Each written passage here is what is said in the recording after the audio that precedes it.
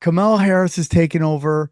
This is what's so weird, Monica, is like, if you take a look at your past, like all your education, all that stuff, you are like this kind of unicorn in terms of that, like you have this kind of understanding of what's going on. But there's people who have like would be a similar kind of resume to you that just like on the left are just like accepting everything that the DNC is doing and not questioning it in any way. Like they are so fine with every single thing they're doing with Kamala Harris. There's no primary, there's no debate, there's no not. It's just like she's not doing interviews, like, and they have no problems with this. It's crazy to me. Over the years, I have met so many people so I went to Ivy League schools. They'll have like reunions, and I don't always go to those, but sometimes they'll have like an interesting event, a party. I rarely go, but the few times I have gone, you'll talk to people like very well educated, successful people, and even sometimes people like in government, and I'll tell them, like, I think, for in this example, like I think the Trump assassination attempt was staged. And they'll be like, yes, absolutely. And I'm like, okay, there's no difference between Democrats and Republicans. They're all working to the same. It's like, oh, well, the Democrats are at least better. I'm like, what about this? What if they took a Republican and infiltrated the Democrat Party? That how would you know? And they're like, well, you would know. I'm like, yeah, like Hillary would be a good candidate for that. She likes to kill people and she's Yeah. financial, like she's a financial Right. cheat. Like it doesn't she sound like a Republican to you? Like I don't, and it just their little heads explode because they can't get their mind around it. Like, why? How can you not see that the most Republican thing that they could ever do would be to run a Republican as a Democrat, and get in there? And how would you know? It's like the Antichrist. Like, how would you know?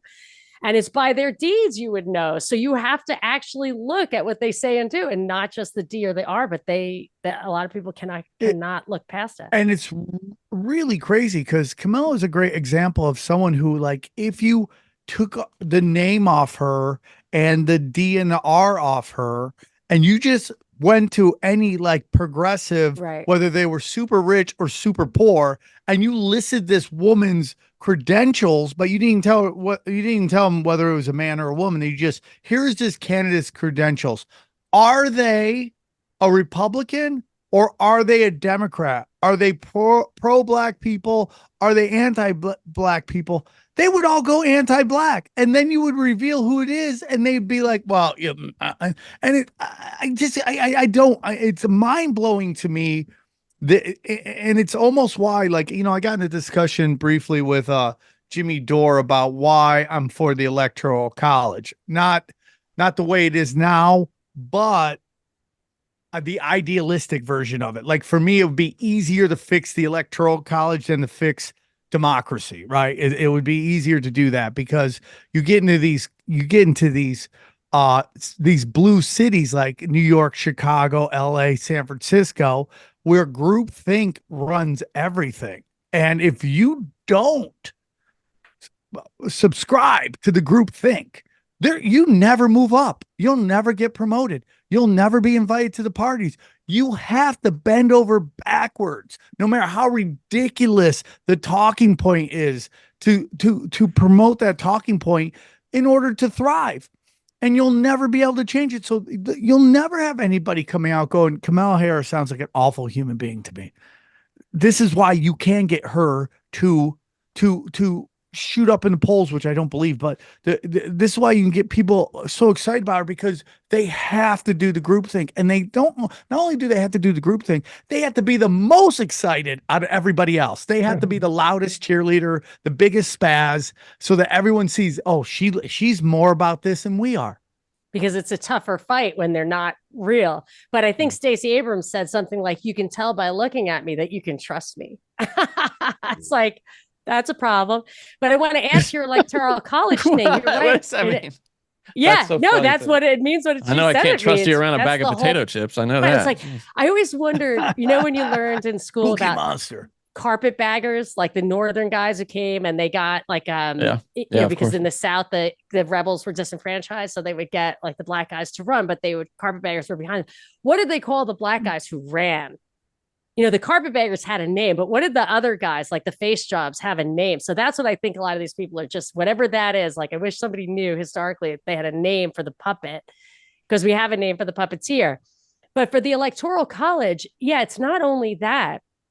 It took me a long time to like really understand why the electoral college was important. So I wanted to just contribute this is that it's the your like life, your government, your needs and interests are more tied to your physical environment than people give credit to.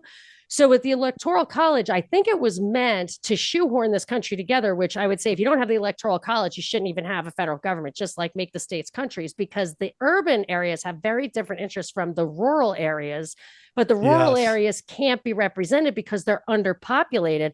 And I think the Civil War is a good example of how that went wrong, because the South wanted to sell some of their cotton to England. And I think that was bidding up the price that the Northerners wanted to pay for it. So the Northerners, there's so many of them, they voted to have export duties.